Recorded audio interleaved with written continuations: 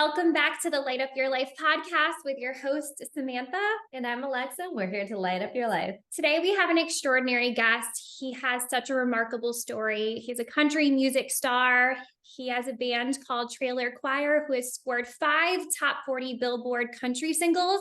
He was also a star on The Biggest Loser. And he's also a motivational speaker. So Bigg Vinny, we are so excited to have you and very, very happy that you're here on the show today. So welcome. I am excited to be here, and y'all really do. I didn't get to meet you the first time, but Samantha, I got to meet you at the event, and you definitely light up the room everywhere you go. So I appreciate y'all letting me come and light it up with y'all. Oh, that's so sweet of you. Thank you. Yeah, we're so excited to have you, like Sam just said. I want to go ahead and kick us off with the podcast questions. And so can you start us off? I knew that you shared some of your background and your journey and some of the trauma that you overcame in your childhood. Would you mind kind of giving us a background on that and sharing some of your story with us?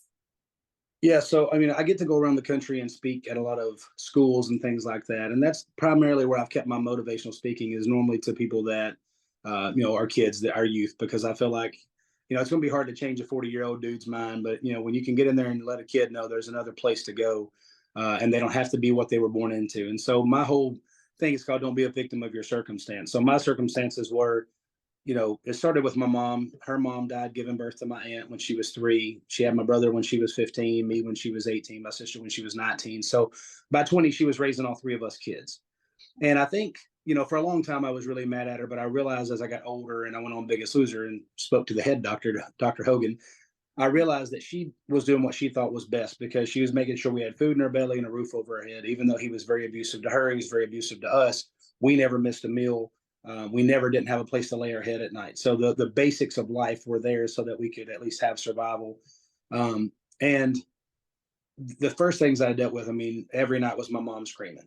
And I remember the day that I kind of realized, like, man, I'm not going to live this life. So I thought as a young kid that every kid's life was very similar, that every kid had to deal with their parents fighting, and that was normal, And it wasn't until I started watching TGIF that I'm like, wait a second. They don't act like that over here on Fresh Prince of Bel-Air, and they don't act like that over here on Family Matters and Full House. So why is it like that here, And I started to realize that we were different. And it probably, I don't know, probably 100 times in my life, my mom got us out of bed at 3:00 in the morning to go to some random hotel to get away from him because he was going crazy and all this. But I remember one night hearing her scream, and I wake up, open the door. We were in this little trailer, and you could see the whole place when you open up one door. And I see him bashing her head against the sink in the kitchen. And the bottom of the sink was basically little cabinets or whatever, but he's sitting there slamming her head up against it and beating her up. And I see her blood, and I was about 200 pounds at 10 years old, and I take off waddling as fast as I could because I wasn't very fast. And I tackle him and try to get him off of her. And of course, then he throws me down and he starts beating me up. My brother runs out, grabs a cast iron skillet off the stove, smacks him upside the head. It doesn't even phase him because he was on PCP, which PCP will basically make you invincible for the most part. But there was blood everywhere. It was very traumatic. And I see my mom run outside. So I take off running to go with her because I think she's leaving. I'm scared she's going to leave us. I walk out and walk into the front door of our house, or of our trailer, looking out, and she's standing there beside the trampoline, which we had pulled up to the porch so we could jump off the house and land on the trampoline because that's what you do. But I saw her standing there, and I was at the doorway, and she was standing there, and she had a gun up to her head, and she pulled the trigger. And of course, I'm a kid, 10 years old. I've seen a million movies. I'm like immediately just lose everything falls out of my heart. And I think she's dead. And I run down there, and there's blood, of course, everywhere still because of everything else that was going on. But she actually skimmed the side of her head. I don't know if she fainted when she pulled the trigger, if she had it aimed up, or if God intervened, or what happened. But either way, she didn't kill herself. She's still alive to this day. But very traumatic as a kid. So my stepdad comes down. She's fine. Everybody, y'all, you go to your room now, So we go to our room, and we're sitting there, and we start talking. I look at my brother, and he was 13. I was 10. And my little sister was a year younger than me. So she was, 9 or 8.5, probably. She's like 15 months younger than me. And I look at her, I'm like, I'm not going to live this. I'm not going to live this life. I don't know how, but I'm going to get out of this. I'm going to do something different. And I never forget my brother saying to me, he's like, hey, this is just the cards we've been dealt. And I just was like, man, I don't believe that. I believe we can do better. It took me about a year and a half till I was almost 12. I was in 7th grade. I got in a bad fight because this kid hit my sister. I ended up hurting him pretty bad in a fight because he hit my sister, and I'll do it again. I don't have no regret about that. But I beat him up pretty bad, and then we both got demerits. We both got, all this other stuff. Well, then they had all these doctor bills that came to me because I ripped his lip pretty bad. He had to get stitches. My stepdad had to pay the bill, and whenever he found that out, I was happy to be walking down our driveway by myself, and he gets me in his black Silverado, starts just wearing me out, gets me out of the car, starts beating me up, and my mom's pulling up the driveway at the same time. And whenever I get done getting my butt kicked, I get up and I see her there, and of course I'm, nose is broke, bleeding, everything's going on. And I walk up to her and she looks at me and she says, "What did you do to him?" And I'm like, "Are you talking to me or him?" She goes, "What did you do to him to make him do that to you?"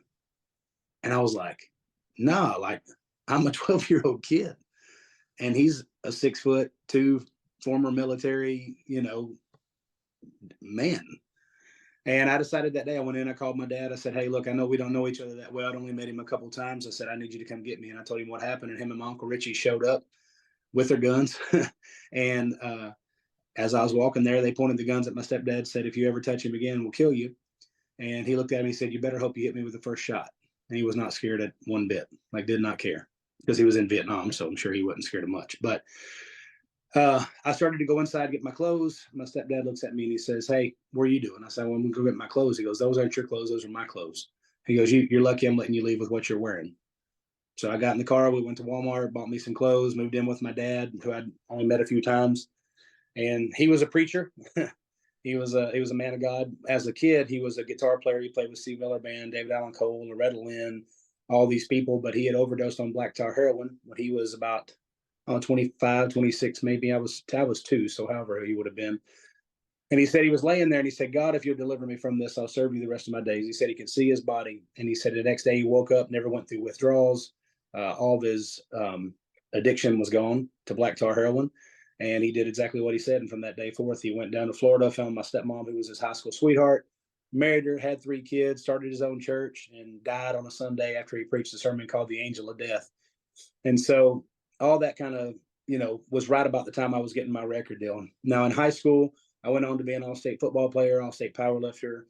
But everything I did, I wanted to do to show people that I told you so. I told you I could do it. I told you, look at me, look at me. And it was all to glorify myself and to make me feel less of a loser. I mean, honestly, because I was 370 pounds my senior year. I started working at the Sonic Drive-In in high school. I had all these accomplishments. I always had something to be like, look at me, look at me. Even at Sonic Drive-In, I finished 3rd in the Dr. Pepper games in the entire nation of all the Sonics. I did, really well in that, became a general manager, started putting my money into music. And I fell in love with music. And I couldn't stop doing it. And it was almost like every dime I make, I would put into that. I'd bought a little studio in Nashville. I, had some little real estate, all this stuff. I was spending every dime that I had, and had this little band called Trailer Choir. And one night, Toby Keith walked in the bar and saw us. And it was just like, "Oh my gosh." He goes like, "I love y'all guys." He goes, "Y'all gonna come on the road with me." And just like that, I went from working at the Sonic Drive-In, writing a few songs, to being on the road with Toby Keith and playing music at 22 years old. And was living my dream life, had all these things going for me. And then as I gained some fame and gained some confidence, I was able to get, more women, which was a big part for me because I was at this point, I'm 500 pounds, so I was Jelly Roll before Jelly Roll was Jelly Roll. And, but it always hit me, like every single thing I did, whether it was the career, trying to get a girl to like me, I was trying to get people's approval so that I could say, "Look, I told you so." And it wasn't until I went on Biggest Loser and started losing the weight and faced those fears and faced those demons of how mad I was at my mom for letting me go through that. When she said that to me, I was more mad at my mom for not protecting me than I was at my stepdad for beating the crap out of me every day. And we kind of breezed over that part. But I mean, he beat me and my brother, pretty senseless, with everything from extension cords to his fist. I had a shovel handle broken over my back to, wrenches, anything you can think of, I've been hit with pretty much. Anything that would be on a farm. I wanted to ask you about that, not to cut you off, but I know, you've experienced so much trauma in your life. So how did you end up coping with that trauma? What were some mechanisms that you ended up utilizing to help you you know. That was one of the greatest things about discovering music. My little brother taught me how to play guitar whenever my senior year. And that was one of the greatest things. I would sit down and write songs. And I have so many songs about what I went through that nobody's ever heard because they were for me. And so when I wrote those songs, I didn't write them for anybody else. I didn't write them to be commercial. I didn't write them to be heard by anybody else. I wrote them to heal my heart. And then, like you heard my Mammy song about Alzheimer's, that was written to heal my heart, but it was one that I thought that's one other people need to hear because they need that healing as well. And I probably will, put out these other songs about some of the childhood abuse that I went through as well. I was a fat kid, I got made fun of a lot, so that was a whole other side of the trauma. And then whenever I kind of became the physical one because I was bigger than everybody, when I finally said, you know what, you're not going to call me all these names anymore. And I didn't know how to use my words because, what could I say about them, And I also just was like, I can end this real quick if I just punch you in the face. And so I became what some people say, oh, he was a bully, whenever because I was bigger than the other kids. I'm like, no, did y'all not just hear him calling me fat ass for the last 3-4 months that we've been here and making fun of me and poking my belly and pinching my, man boobs and all the other stuff? I was like, finally you get enough of it, you get enough of it. And there's a song I listened to by a guy named Rick Brantley called Hurt People, Hurt People. And if you ever get a chance to listen to that song, it kind of explains my life in a lot of ways. I think it explains a lot of people's lives. But I think music was a coping mechanism for me. And then also finding mentors, finding people, and I didn't trust people very well because everybody I'd ever known had left me. But going to church, and whenever I got in the church and I started meeting real men of God who were phenomenal fathers and my real dad was, but I just didn't know him that well, and I didn't trust him because of all the stuff my mom had said and told me, which none of it was true. But she was afraid I would leave her. But as I got into church, I met this guy named Ken Harrell at church camp when I was 14. We instantly hit it off. He was a songwriter in Nashville. He heard me singing Elvis because I used to run around singing Elvis. And he said, man, you got a great voice. If you ever want to get into music, you should give me a call. And I was like, yeah, I want to do that. I play football. I'm going to the NFL, And in my senior year, I sat down with my brother, started writing songs. I made a 13 on my ACT. So I was like, yeah, college may not be in the future. And I wrote my first song with him called Time. And it was all about how time moves fast. And, what does it say? They say the days move slow and years move fast. And I was like, I didn't really know how was I already at graduation and where did my childhood go? And so anyway, so music and, has been a huge one. And I think that's all because God gave me the gift of music. And if it wasn't for God, if it wasn't for Jesus, I don't know how any of us would ever cope. And that's been the biggest thing for me is finding those like-minded people, surrounding yourself with good quality people that want to see you do good in life. And I think one of the biggest things I learned was, Trent Shelton, if you ever listen to him, it says, if they ain't supporting, they ain't important. If somebody doesn't see your vision, and it doesn't mean like they have to agree with you all the time, but if it's like, if you tell somebody the most important thing to me is that I get this message out that I am this, and they're like, nah, man, I don't believe in that. You shouldn't do that. That person can go. If they don't support your weight loss journey, if they don't support you trying to go out there and create your own business and trying to make life better for yourself, if they're constantly downing you or telling you that it ain't possible, it doesn't mean you can't be nice to them or you can't be friendly to them. But I don't keep those people in my corner. I keep my circle of people that truly believe in me small, because I want to make sure that anybody I let in that circle is somebody that I'm willing to go to war for and they're willing to go to war for me. And so those things have been really my coping mechanisms, and the way I've continued to grow as a human being is just putting God first and Jesus, in everything that I do, and then surrounding myself with like-minded people who want to do the same thing. Wow. That is such an extraordinary story. And I know for me, I experienced childhood trauma as well with my father. And, you know, a lot of the memories, they resurface for me, and I'm sure they resurface for you as well. So aside from music, like when those thoughts start coming up and those visions, what do you do? Because I know it's one thing to maybe have an outlet like music, but those are always going to be there for you. So is there anything else that you would be able to help our listeners with if they experience some trauma too, and how you work through that? Yeah, I think it's all about how you start off your day. So for me, it's like, I usually start off with some motivational things, and I do my devotional and stuff and that kind of thing. Obviously, we've talked about starting with God, but you constantly, you become whatever you put in your brain. And a lot of people think about that as your body. When you eat food, whatever kind of food you eat, that's what you're going to become. And there's, of course, way more to it than that. Ask Gary Brecka, he can tell you. But But to me, it's also the same thing with what you put in your mind, what you put in your soul. So if you're listening to music that's talking about doing drugs and beating women and doing all this other stuff, you're probably going to become that. If you're putting it in your head all the time, if you're putting in negative things in your thoughts in your mind, if you're watching the kind of programming on television that puts bad things in your head, I'm not saying never to go watch a movie with your friends and escape reality for a little while, but if it's your constant thing.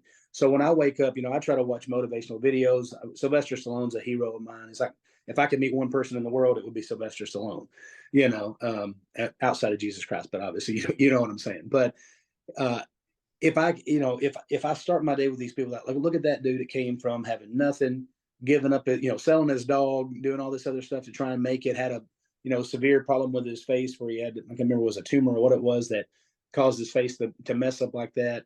The Rock, I love The Rock. I watch a lot of his motivational stuff because he lived in Nashville for a while when he was a kid. But guy had $7 in his pocket. He'd been cut from the team. He went to Canada to try to make it. Got cut from that team.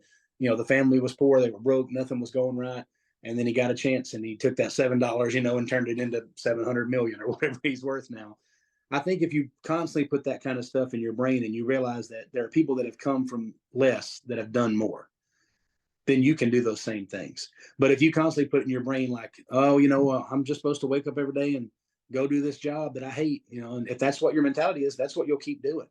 And I don't ever want to be that. My brother is kind of funny because we're polar opposites, and he's way more talented than me when it comes to music. Plays like 15 different instruments, and I don't mean just plays them, like plays them well. Like, he could play on records, has been offered many jobs. And he looked at me, he goes, "Where you at this week, brother?" And he's super country. His name's Steven. "Where you at this week, brother?" I was like, "Man," I'm up in, Vegas or whatever. He goes, "Oh, golly, I can't believe you got to be in that place." I'm like, "I love Vegas." I said, "We had fun in Vegas." He goes, "That place gives me anxiety, Vinny." He goes, "I don't like it. It's too much lights and it's loud. And there's all kinds of stuff going on." I said, "Well, what do you want?" He goes, "You're different than me." He goes, "You like to just go out there and wake up in a different city every day and be in front of people and talk to people." And he goes, "I don't want to do that. I want to go to work, know exactly how much I'm going to make, come back home, kiss my wife, drink a beer, watch some TV, go to bed, wake up the next day and do it again, and then go fishing on the weekend." He goes, "And that makes me happy." And I was like, "Well, then there's absolutely nothing wrong with that, as long as it ends in the fact that it makes you happy."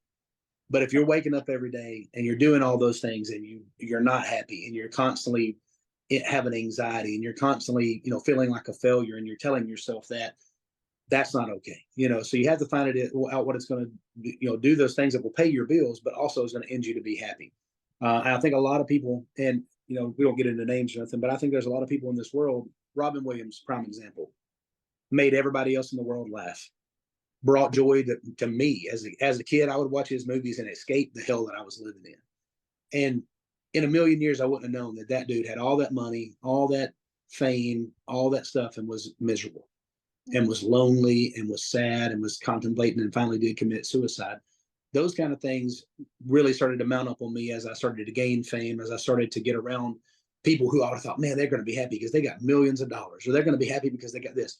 And what I learned is if you're happy with nothing, you'll be happy when you gain everything. But if you're not happy with nothing and you gain everything, you'll still be unhappy. You know what I mean? You have to learn that there's not a path to being happy from being rich, but there is a path to being rich from being happy. So Yeah. those are, I don't know if that answered all the questions, but that's the way I feel. So Yeah, no, that's incredible. And I think money only amplifies who you already are.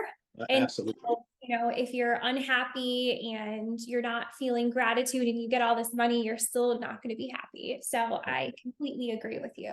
Yeah, I would just add to that. You definitely touched on some really good points there. Happiness is definitely internal, and so many people try to find it outside of themselves, external validation, and just kind of searching for it, kind of thinking their significant other is supposed to bring that happiness into their life and into their relationship, and seeking it just in other places rather than really focusing inward, healing either any trauma that you've had in your childhood, and then being really able to be happy with yourself, because pour from what you already have. And so I would totally agree with that. And I think the same thing's true when I'm married, and my wife that I'm with, we both went through divorces at the same time. We had known each other as friends beforehand, but never, even thought about, I didn't think she'd ever be interested in me, just being honest. But, as we had both gotten divorced, she was doing bodybuilding. I wanted to do bodybuilding, even though I was like, had all this loose skin from my weight loss and stuff.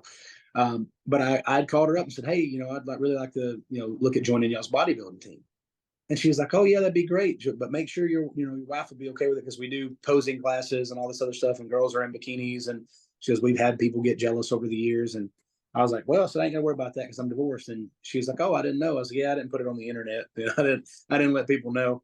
And she was like, well, I'm the same way. She goes, I'm literally been in the middle of a 3-year divorce, all because, well, I won't get into her story. I'll let her tell it when she comes on with y'all sometime, because she's incredible.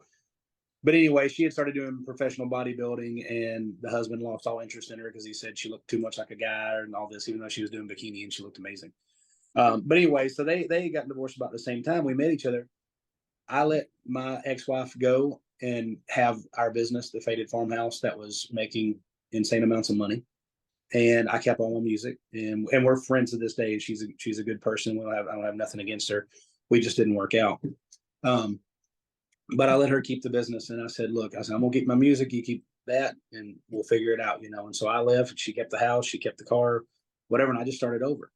And when Jenny was going through it, her ex-husband was a pretty well-off lawyer for music in Nashville, and she was owed a lot more. And I said, and finally after I said, it's been 3 years, and the only thing that's keeping him there is because he doesn't want you to take what you should take. I was like, but at the end of the day, if he's going to keep fighting you for it, is there anything there that you really need? And she's like, well, no, I guess not really. I'm like, well, let him have it. I was like, even if me and you don't work out, let him have it. I was like, is it worth your happiness? Is it worth your joy? Are you going to sit there and waste another 3 years of your life being miserable just because this guy who is a lawyer is going to keep fighting you forever? And she said, yeah. She's like, you know what, I will. And she let everything go, and we moved into a duplex with my brother and his sister, or my brother and sister-in-law, his wife, and it had brown recluses, and it was tiny, and had 1 bathroom and 2 bedrooms. And we lived in there together with them for a little while, and then finally the downstairs came open, and they moved down there, and we didn't have nothing, but we were happy. We had enough money to get our food every week and go to the gym and do our jobs. And she started working at Orange Theory, and she was happy. And then, come a year or so later, we got married. Year after that, we had our first baby. And we were scared, but we were happy. And then God kept providing. God kept putting things in our way, like, I don't know how we're going to make the bills. God would put something in our way. Well, hey Vinny, you just got this show, it's going to make you $20,000. Or hey Vinny, you got this. And Jenny, hey, you just got a raise, you're going to be the head trainer. And I was like, all these little things just kept happening because we just kept believing, we kept fighting together.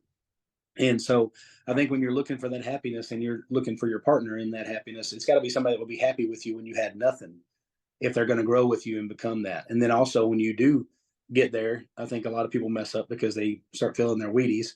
But that person that's there with you when you have nothing, that's the person you want to be there with you forever, because they're there for you for the right reasons.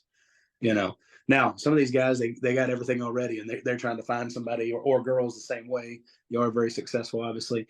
You make sure you get a guy that's after you for the right reasons, not for your money or your fame or your clout. Which I think clout is kind of the new rich now. I think people want clout more than they want to be rich. I don't know. Followers are the new currency. So, anyways, Yeah. What time is it? Okay. Oh, I'm good. We got plenty of time. Yeah, we're good. Yeah, that was so much to unpack, but I really think it comes down to the person that you're with. Are they, aligning with your vision? Are they inspiring you? Are they there when you have nothing, and that they're going to be there when you have everything? And I Or think, if you lost it all again, yeah, absolutely. And I think, to your point too, it's hard to let things go and let the past go, but you also have to know that you can provide and you can build a very bright future for yourself by Absolutely. the vision that you hold. So I think that's incredible that you found her and you were both in a very able to do that.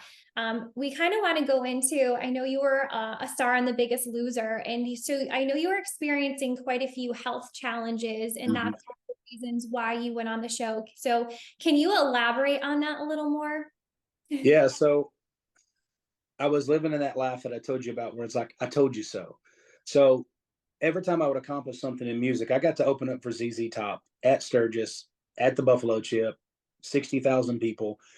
And I was so excited about it because I grew up just loving those guys. It was us and then Buck Cherry and then ZZ Top. And the whole time we played, Buck Cherry and ZZ Top stood on the side of the stage and watched us. And I was like, dude, it don't get no better than this. And I walk off the stage and Barry Gibbons gives me a big old high five. And, you know, it was just really cool. I get back to the bus and I sit down and I'm like, well, now what? What's next? I couldn't even enjoy that moment because I kept wanting to hide and run. And I thought, like, if I'm not achieving something else, then I got to start looking at my past. And so then I decided I'm going to go to LA. I'm going to become a big movie star. If I took over Nashville, why can't I take over Los Angeles? So I went out there and I met with a woman named Cindy Fairley, who her brothers are the Fairley brothers, who are from y'all's area. They made Dumb and Dumber, Kingpin, Something About Mary, all those greatest comedy movies of all time, my opinion, but it's fact, so whatever. But anyway, so I had to meet with her because she was friends with a woman named Sue Sandberg, who I had written with, who I wrote my kids' book with that you saw. And I met with her and she's like, oh my gosh, she's like, I love your personality. And you got this, giant heart, and you're just fun and you're funny, and you can, I could break dance, which y'all didn't see at the thing yet, but I break dance pretty well. Yeah, we need to see that. Get the, anyways. So she was like, I just think you're great. And I was like, awesome. Well, put me in the movie. And I was auditioning for Dumb and Dumber 2 the first time they were going to make it, before Jim Carrey bailed out the first time. And then she goes, but, and I was like, but, she's like, we could put you in the movies right now and you could get a lot of roles, but you would be the fat guy that they put in a Speedo in the corner, or riding a bicycle, and you fall over into the bushes because you're too fat to ride, or this or that, even though you could do it, but they would use you as a comedy prop, and you'd get a lot of movies, probably get some speaking roles, but you'd be a joke. She was like, and I don't want that for you. She goes, I think that you could have a career in acting, and you could be a Chris Farley or a John Candy I was like, yeah, well, those guys are huge. She's like, yeah, at the biggest they were 300 pounds. She's like, you're 500 pounds. She's like, if we put you on the screen beside the other actors, there's no screen left.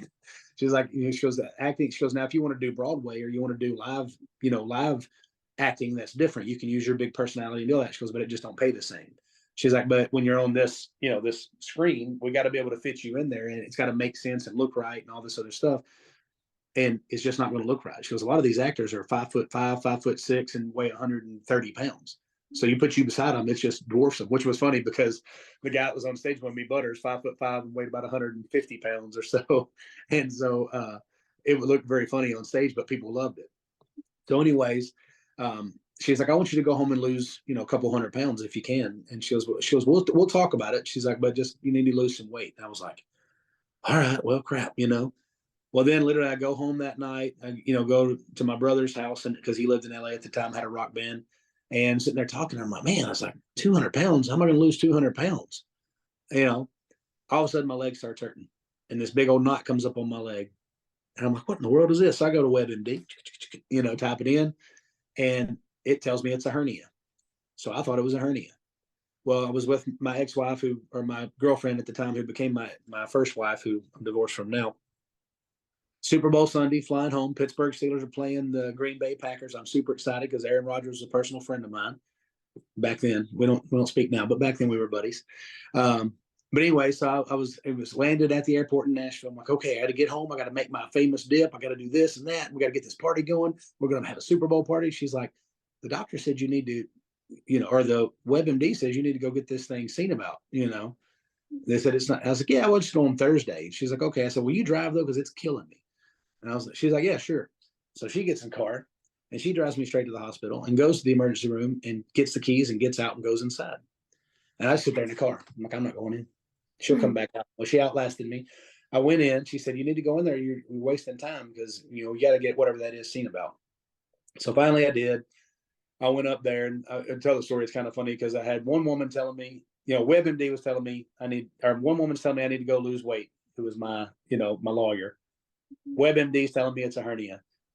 My ex-wife is telling me you need to go and get it seen about. And then I get there, and it's a little receptionist who I knew from whenever I was a kid, Malia Heath, or Caston Heath. Malia's her sister. Caston, I was like, hey, can you get me back there quick? She goes, yeah, you got to fill out all this information. Like a whole book of information you got to fill out before you can go to get your emergency seen about. I'm like, well, this must not be much of an emergency. She goes, well, just get it filled out and I'll get you back there. And she did jump me ahead.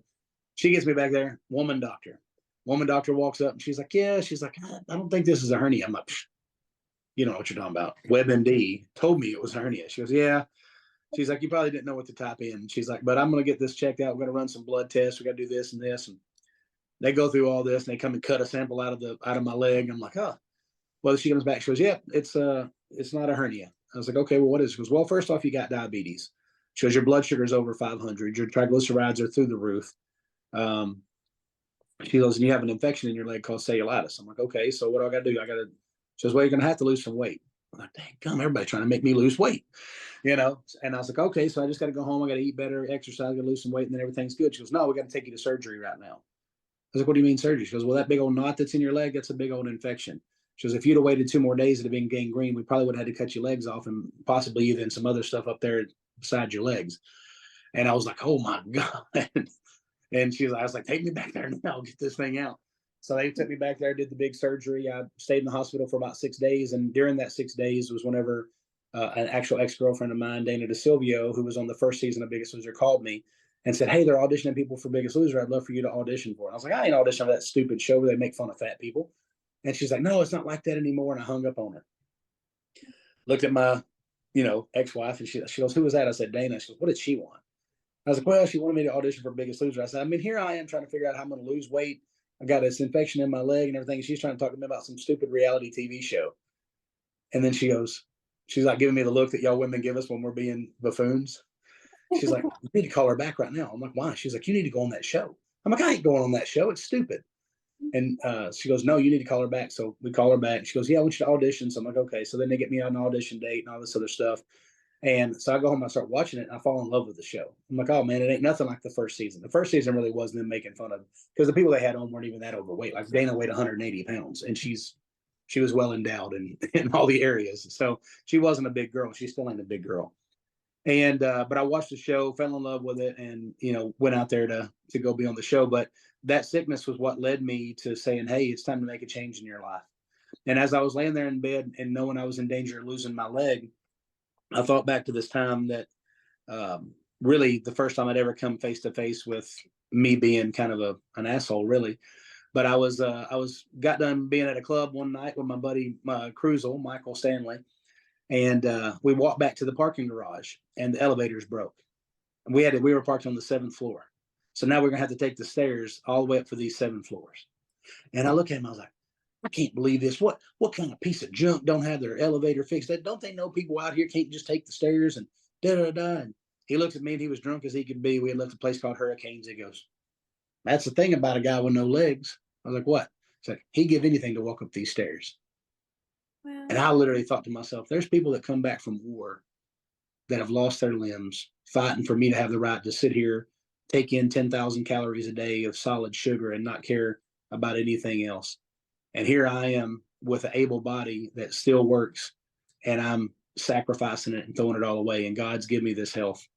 And so I said, you know what? That's when I started to first make changes, and then really led on into me getting sick, and continued that. And when I got to go on Biggest Loser, I went from 500 pounds down to 426 on my own. So I'd already lost 74 pounds. And then on the show, I lost another 187 pounds. So 186 pounds. So. And that was a big deal. So that was, my sickness led me to, knowing that I had to do it. My message to everybody out there is, don't wait until you're laying in a hospital bed about to lose your leg to admit that you have an issue.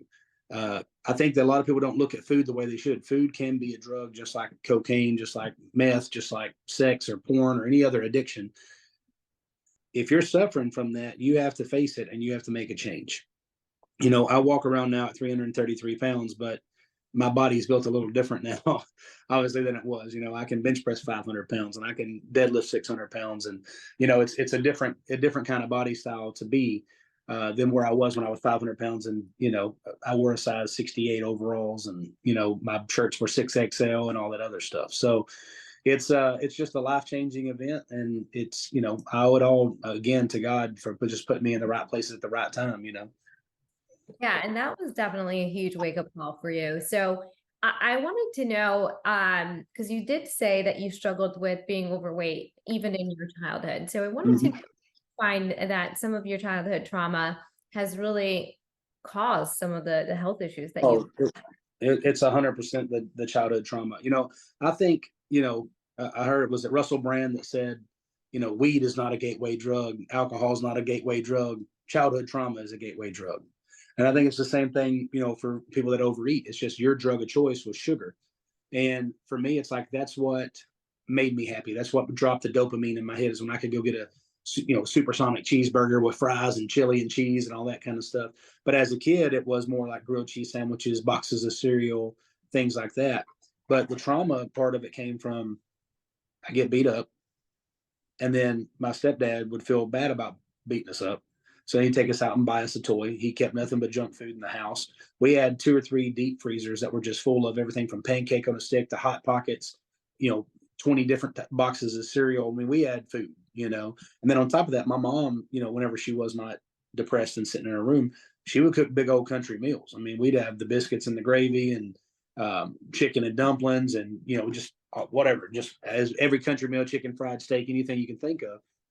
So that became the thing that I used to cope with, the things that I used to feed my fears and feed my loneliness and feed my sadness, is because if I do that, well, I feel good because I got to eat that ice cream, or I feel good because I got to eat that deep fried Oreo or whatever it was. But all of it comes from childhood trauma. I think anybody that's battling most any kind of addiction, you're running from something else. You're trying to fill that void in your heart. And I can't remember who it was that said you got a God shaped hole inside your heart, and you're trying to fill it up with everything that can't fill it, and God is the only one that can fill that hole. And I think for me, it's like once I realized that, and also keep in mind that what you weigh on a scale doesn't determine your worth. What you know if you have cellulite, or if your boobs are too big or too small, or if your nose. I mean, I work with a girl here in Nashville, and her nose is pointier than she'd like it to be, and she literally will like alter her videos and alter her images so that her nose isn't pointy. I'm like, and this girl won like Miss Teen Kentucky, like she's gorgeous, but in her mind, this self mode, has that, and I think that she fights hers by going and running on the treadmill for 2 and 3 hours every morning because she thinks she's too fat, even though she's skinny. So I think everybody fights those things, but I do think it comes from childhood, and it may not have been as dramatic as what I went through for somebody else, but whatever they went through, maybe it was just their mom and dad got divorced, and that led them to being sad and being lonely and being hurt. And maybe both parents were good and they were good to them, and they didn't have a messy breakup, but it still hurt that kid. It could have been, obviously I've got friends that have come out to me about, sexual molestation from an uncle or a cousin or a whatever, and they battled it with drugs. That this one individual friend, I won't say his name because that's his story, but he ended up becoming a pretty big rock star and crushing it, and getting the record deal and having the #1 song and winning Grammys and doing all these things, even though he constantly was mad and battling, and he would feed that with alcohol and he would feed it with cocaine and all this other stuff. And everybody thought, oh, he's just living the rock star life. It's like, no, he was running from all that pain that he had. And now that he's faced that, dude, he's sober. He's got 3 kids and a wife, and he's the best dude, one of the best dudes you'll ever meet in your life. But if you'd have known him 10 years ago, 15 years ago, you'd be like, God, that guy's crazy. And he's all messed up on drugs and he's this and that. So yeah, I definitely think childhood trauma is the cause for most any addiction. And I don't really believe I've known very few people in my life that were fat because they were lazy.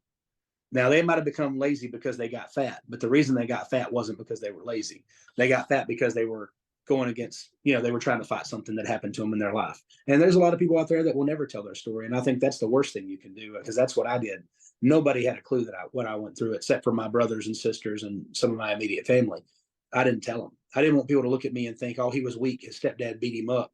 Because, being a country boy from the South and I'm a big guy, nobody's supposed to be able to beat me up. But I got beat up every day of my life as a kid. And so I think it was embarrassing for me to admit that somebody had dominated me in that way. And differently, I think it's extremely hard especially for men, to come out and say they've been sexually molested. And I think for women, it's become, more of a norm now for y'all to stand up and say, hey, this happened to me. But even still, then they battle having shame, like, oh, does it make me not worth this or not worth that? And, again, my message to anybody would be like, you got to tell your story. You got to get it off your chest, and then you got to forgive those people. As hard as it might be, you have to forgive those people. For me, my whole life changed when I forgave my mom and I forgave my stepdad. When I truly forgave them, not like forgive them like, oh yeah, I forgive you, it's fine, and then you're over there thinking about it. It doesn't mean that you're never going to think about it again, that it's never going to hurt you again, but it means that you've come to the conclusion that, hey, I can't continue to blame them for where I am in my life now. I can blame them for what happened to me whenever I was a kid, but if it's 25 years later and I'm still trying to say, hey, well, I'm not where I want to be because of them, that's not the truth anymore, because you've had plenty of time and opportunity to change your life and make something better of yourself and be the person that can help teach other people that just because that happened to you doesn't mean that you got to live that the rest of your life. Now, if you want to live it by saying, hey, I'm going to go tell people my story and let them know that, I went through this childhood trauma, but I still was able to be successful. I still was able to be a good dad, because that's part of my story now is like, I'm a great dad. And, more than anything, people say, well, what's your favorite accomplishment? I'm like, being a dad. I was like, knowing that I don't beat my wife like my stepdad did to my mom, that I take care of her and that I love her and that I honor her in everything that I do, and then with my kids is like, hey, I'm going to teach them right from wrong. And I believe in spanking, but I believe in spanking is you sit them on your lap, you tell them what they're getting in trouble for, you use your hand and you spank them on the bottom. And I think there's an age where that ends being relevant, because now if I take my son's TV away from him, he's 6. If I take his TV away from him, it's way more impactful than if I give him a spanking on his bottom. Whereas when they're 2, if you just give them a little spat on the butt, they're like, and they feel bad about what they did. And then, and which 2 might be too young, but 3 or so. I think those things are okay. But once they get to like by the time I was 10 years old, my mom would have had to beat me half to death to hurt me, because she could have whooped me with a belt all day. I'm like, okay, cool. I don't hurt. But then what would happen was I'd laugh at her, and then my stepdad would get home. She's like, what he did today? Blah, blah, blah. Oh, cool. I'm going to beat the hell out of you, So, yeah, my life now, I want to be able to help other people. I want to be able to talk to them. That's why I speak at schools. That's why I speak at places like that, because I want to get into the corporate speaking, but because it pays big money, right? But my main reason for doing that is so that I can continue to go do all the schools for free, so I can set up and go speak with detention centers for kids and things like that, and let these guys know, like, hey, I know you came from hard beginnings, and I know it sucks, all the things you've had to overcome, but that doesn't give you an excuse to not overcome them. And that's where it comes back to don't be a victim of your own circumstance. A lot of those places that I speak at are heavily, Black families, Black, but mostly Black boys. We spoke at some women's places too, but I think a message comes to a girl better from a girl. But I sit there with these guys, and at first, like, well, you don't know what it's like being me because I'm Black and you got white privilege and all this. And I'm like, okay, I can understand that. I don't know what it's like to be Black in America. I don't. I was like, but that doesn't mean that I haven't faced other obstacles. So Dovette, who was my coach on the show, he was, Black man, was adopted, was severely beat by his adopted parents, all this other stuff. We had very similar lives. And I called him one day. I said, man, I'm really battling this because I don't know what to tell him, because I'm like, their lives haven't been as bad as what my life was, and I don't want to be not be sensitive to the fact that I don't know what it's like to be Black. I said, but I think sometimes it gets used as an excuse to say why I can't do this or I can't do that. He goes, absolutely, Vinny. He said, what you have to realize is the words white privilege get overused, because what white privilege means is that even though you've had all these obstacles to overcome in your life, having your skin color wasn't one of the obstacles you had to overcome. And I was like, well, if somebody would have explained it to me like that 20 years ago, I wouldn't have been upset every time somebody said that to me, because whenever somebody said that to me, I'm like, what are you talking about? I grew up in a trailer in the middle of the woods getting the crap beat out of me every day by a former Navy SEAL from Vietnam. I was like, who went psycho and would pull me down under the beds and make us hide from Charlie for hours and scare me to death. And I just said that I had the worst anxiety and the fear of every time I walked out of my house, I was going to get my head blown off. I was like, so what privilege are you talking about? We didn't have any, there was nothing left to us. There was no land, none of this. And he was like, we were poor. Had nothing. And he goes, yeah, I said, so if somebody would have explained it like that, it would have made sense. He said, yeah, he goes, so, when you do approach that situation, when you're at these schools speaking, understand that they've been told their whole life that the reason you can't make it is because of your color of skin. The reason you can't make it is because you were born here in Southside Chicago or Cleveland, Ohio, or whatever. That's the reason. And my message to those kids are, yes, that's terrible that you were born into something that's really hard and all those obstacles you have to overcome. And you're starting at a place that might be way worse than other people had to start at. So, I saw this presentation they did one time where they lined all these kids up on the goal line of a football field.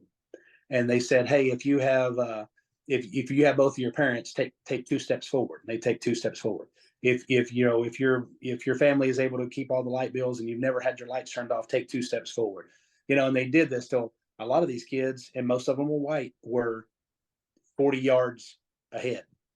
And there was all these kids left back here on the starting line who had none of that stuff. They didn't have their mom or dad. They were living with their grandparents. Their dad was in jail. All these other things, were divorced. Their parents were on drugs, all this. And they were on that starting line over here. And these other people were at the 40-yard line. And they had them run a race to get $100. Well, of course, the people that were at the 40-yard line won because, they had a big head start. But the other people did get to the finish line. So at the end of it, it's like, hey, even though you had a rougher start and this was easier for them, you still got to the finish line.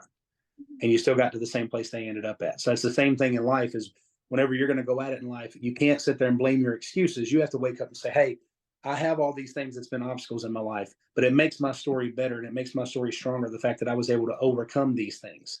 And it doesn't mean the other people's story ain't relevant. It just means that, hey, on top of all this, I also overcame these things. And now you can be an example for all those kids and all those people that are living in that. So I think whether you've been through a sexual related trauma and you tell your story and you give another woman or another man hope that they can overcome that darkness that probably looms over them. If it's, being bullied as a kid from other kids, it may not even be your parents. It can be other kids. If you go on there and you be that example, I think that you can change the world. And that's why I speak with kids more so than adults. So I don't even know if that was the question, but I got excited about it. So Yeah, anyway. no, that so beautifully. And I think society teaches us to be victims of our circumstances based on our race and It things, does. supremacy, and how we have it so much better. But to your point, you've been through so much in your life, Mhm. and you shouldn't compare your story to someone else's story, Yeah, right? As absolutely. long as you are not a victim of your circumstance and you become the victor, and like you're doing, you're Yeah, using pain to become your purpose. And I think that's so, absolutely. and you turned your entire mess into your message, and now you're helping people, sharing your story, saying, look, I went through all of this, but I can absolutely transform my life. And you create your own reality. And I think it's so important that you made a point before that you forgive. I had to do that with my parents, and it's not for them, it's for yourself, right? That's 100%. Yeah. And They also, may not even forgive themselves. You might give them forgiveness and they might still hold that. My mom, yeah, me and her, I think she understands that I truly forgive her, but I think she battles forgiving herself for what she let us go through. And I told her, Mom, I completely forgive you. Like, I understand that you had it worse than me, that you didn't have your mom growing up at all. That you were being raised by my grandma, who was a phenomenal woman, but she worked at Mary's Bridal, 14, 15 hours a day. So by 15 years old, you had your first kid. Dude, I had my first kid. I was 34. I had no clue what I was going to do. I'm like, holy crap, this is hard. So you had 3 of them by 20 years old. That's a whole different ball game. And I said, I think you did the best you could do with what you had. And I think most people are doing that. Now, I'm not saying that there's not deadbeats out there that are evil in their heart. I think the devil exists, and I think that evil exists and that demons exist. And most of it comes through drugs, alcohol, addictions, things like that, because that's how they get in. I think that's how demons get into your system. But most people, they don't want their kids to hurt. Even if they're making wrong choices and they're doing bad things, they want to be better. They just don't know how, or they don't believe that they can be. And I hate that for people. I want to be somebody that shows them that, hey, you can too. So when I told my story earlier about everything I used to do, I did it so I could say, told you so, told you Big Vinny could do it, told you I could make all state, I told you I could do this thing, I told you I could win this business, I told you I could. Now it's like my whole vibe is like, I want to show you that you can too. I don't ever want to look at somebody, look at me, put me on the pedestal, look what I did. No, look what you can do if you believe in yourself. And I think that would be, that's probably the main part of my message is I don't ever want to be the guy that's like, I did this, because at the end of the day, Jesus did this. God did it. The only reason we are on this earth, in my opinion, I don't know if you are a religious podcast or not, but I'm a religious guy. And I won't even say I'm a religious. I'm Christian. I believe that Jesus Christ died on the cross for me. And my job on this planet is to just let other people know that he died on the cross for them too. And so if my crap that I went through as a kid can bring somebody to Jesus so they can get eternal salvation, not just on this world while we're here. Of course, we want to have as good a life as we can. There's nothing wrong with having a good life. There's nothing wrong with having some money and being, a pillar of society. There's nothing wrong with that. I think a lot of people get that mixed up. They're like, well, Jesus was a poor man. Jesus wasn't a poor man. He had listen, he had a banker. He had a guy that had to manage the money, which was Judas, by the way. But he wasn't a poor man. I said, when you're mimicking your life and you're trying to gain success, you don't look at somebody like, that guy lives in a shack down by the river and barely has enough to get by. I'm going to mimic what he's doing. No, you look to somebody that's doing better. You look to somebody that's like, how do I get where they're at? And it don't just mean financially. It means, man, I see them out there with their kids, on the baseball field and playing and having a good day and smiling, and then getting in a car that's safe and taking their kids somewhere to go have fun and grabbing a dinner with their wife on their anniversary and not being worried if that's going to be the light bill or can I, go do this. So anyways, yeah.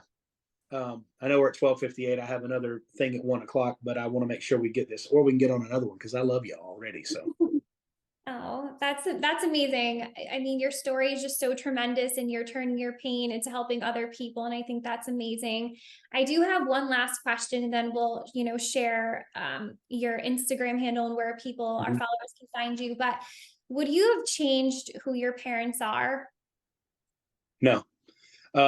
This is always a big thing people say to me. They're like, man, don't you wish you could go back and change all that stuff that happened to you? I'm like, no, because I love who I am today. I love my wife. I love my kids. I love the life that I have. So why would I want to go and take a risk that if I didn't go through all the things I went through, that I might be something completely different? So I don't want to ever change my parents. I love my mom. My mom is really at the heart of who she is. She's a really good woman. She's battled a lot of stuff. The good things about her is when I was a kid, I was a big old fat kid. Well, back then they didn't have plus sizes for kids. So my mom will go to Walmart and buy the actual material and patterns and make my shorts. So all my summer shorts, I had Batman shorts, Superman shorts, all the stuff the other kids had. And they were different than theirs because she would buy the material and actually make my shorts. All of my Halloween costumes, everything. She's a phenomenal creativity, arts and crafts, any of that. So now I wouldn't change it. And then my real dad was phenomenal. He was a great man, and I didn't get to know that until I was a little older, but he was a phenomenal human being. He had a very similar personality to me. Everybody loved him. He was easy to get along with. And he brought a lot of people to God because once he started his church, he could go talk to the person that was on drugs or that had cheated on their wife or that had done all these things and say, look, you know what? We've all done it. We've all messed up. We've all made mistakes. God doesn't look at your sin any different than he looks at this other guy's sin over here. Just because this guy wraps it in a nice, pretty bow doesn't mean that it's any different than yours, And so he was great about that. And then even my stepdad, the guy went and fought for our country in one of the worst wars. The things he probably saw over there led him to being the person he was. That we didn't know what post-traumatic stress was back then. They didn't treat it. They didn't know. They got on drugs, and he was a high-functioning drug addict. So I forgave him. I told him, I said, listen, I forgive you for everything you. One of the big things people would say to me is like, don't you want to go now that you're bigger and just go kick his ass? I'm like, I mean, I did want to at one point, but then I thought about it. I was like, if I do that, then I'm just as bad as he was. I'm taking my power and my strength and my size, and I'm using it to hurt somebody that's an inferior to me. I was like, and I forgive him, and I hope he finds God, and I hope he finds Jesus. And I don't want to be around him. I don't want my kids around him. I don't want to spend time with him. But I called him and let him know, like, I forgive you completely. And I want you to go have a good life. And I pray that you find Jesus, and I pray that you find a way to forgive yourself, because I know that you went through hard stuff too. And you go listen to that song, Rick Brantley, Hurt People, Hurt People. So anyway, yeah. And so for our listeners, where can they find you? Do you have an Instagram? Do you have a website? Yep. Everything is under Bigg Vinny Official, BiggVinnyOfficial.com. That's 2 G's because I'm too big for 1 G. BiggVinny Official.com. And then all my social handles are the same thing, Bigg Vinny Official. So. Well, thank you so much. We appreciate you coming on the show. And to all of our listeners, we're sending you always so much love and light. Yes.